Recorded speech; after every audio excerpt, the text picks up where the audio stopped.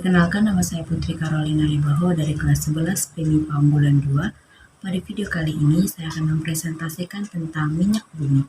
Selamat menyaksikan. Sebelumnya, apa sih pengertian minyak bumi itu?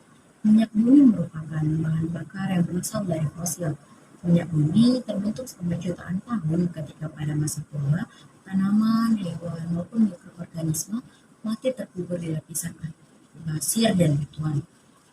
Minyak bumi akan bergerak melalui batuan berpori dan akan terakumulasi ketika mencapai lapisan batuan keras dan kemudian menghasilkan minyak bumi.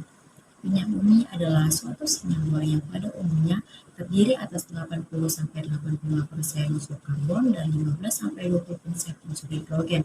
Kemudian unsur-unsur lainnya adalah nitrogen dan sulfur dengan jumlah 5%. Komposisi minyak bumi yang pertama, senyawa hidrokarbon alifatik platinus atau alkana. Senyawa ini banyak terdapat dalam gas alam dan minyak bumi yang memiliki rantai karbon pendek. Yang kedua, senyawa hidrokarbon bentuk siklet atau sikloalkana atau sikloparafin. Dalam minyak bumi, antar molekul siklet tersebut kadang-kadang bergabung membentuk suatu molekul yang terdiri atas beberapa senyawa siklet. Yang ketiga, senyawa hidrokarbon alifatik rantai bercabang atau isoalkana atau isoparafin. Jumlah senyawa hidrokarbon ini tidak sebanyak senyawa hidrokarbon alifatik rantai lurus dan senyawa hidrokarbon bentuk siklet. Yang keempat, senyawa hidrokarbon aromatik. Pada umumnya, senyawa hidrokarbon aromatik ini terdapat dalam minyak bumi yang memiliki jumlah atom karbon besar. Kemudian yang kita bahas adalah pengolahan minyak bumi. Pengolahan minyak bumi dilakukan pada kilang minyak dengan 2 tahap, di mana tahap yang pertama dilakukan dengan distilasi bertingkat, yaitu proses distilasi berulang-ulang sehingga didapatkan berbagai macam hasil berdasarkan perbedaan titik-titiknya. Hasil pada proses distilasi bertingkat meliputi fraksi pertama yang menghasilkan gas LPG, fraksi kedua menghasilkan nafta atau gas bumi, fraksi ketiga menghasilkan kerosin atau minyak tanah dan aftur yang digunakan sebagai bahan bakar pesawat jet. Fraksi keempat menghasilkan solar atau bahan bakar mesin diesel. Kemudian yang terakhir adalah fraksi kelima menghasilkan residu yang berisi hidrokarbon rantai panjang dan dapat diolah lebih lanjut pada tahap kedua menjadi berbagai senyawa karbon lainnya.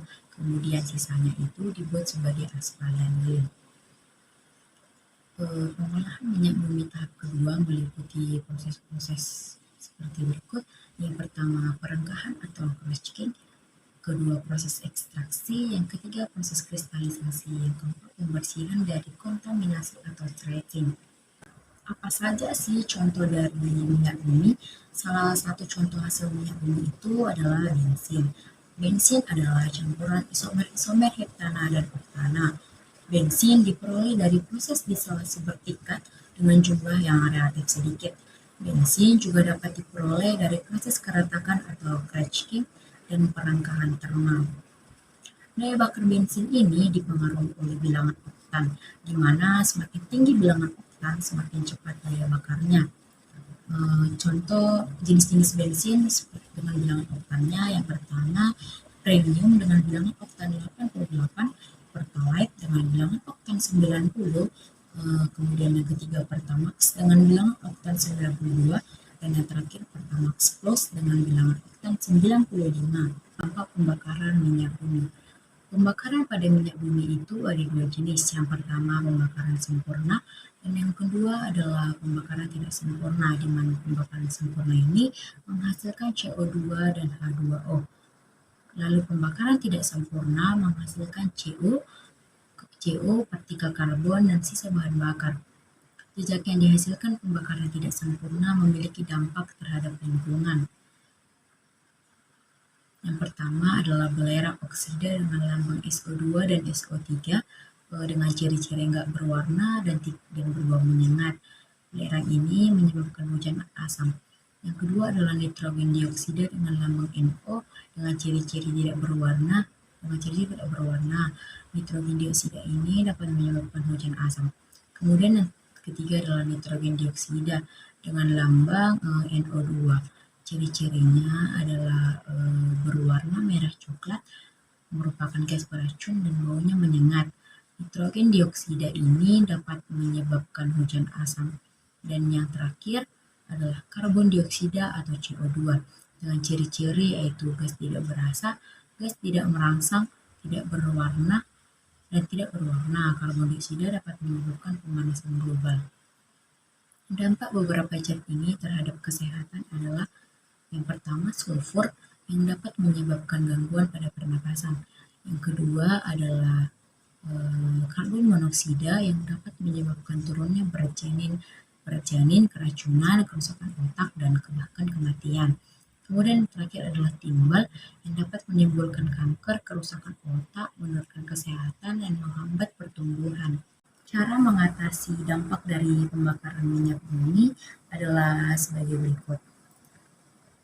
Yang pertama, menurunkan kadar sulfur pada bahan bakar. Yang kedua, menggunakan pengubah katalitik. Yang ketiga, menggunakan tenaga listrik. Yang keempat, melarang dan mengurangi penggunaan bensin yang mengandung timbal. Yang kelima, menggunakan bahan bakar alternatif seperti bioetanol. Yang keenam, mengembangkan mobil hibrida.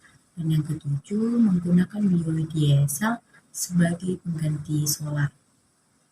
Sekian yang dapat saya presentasikan mengenai minyak bumi. Jika ada kata-kata yang salah, mohon dimaafkan. Sekian dan terima kasih.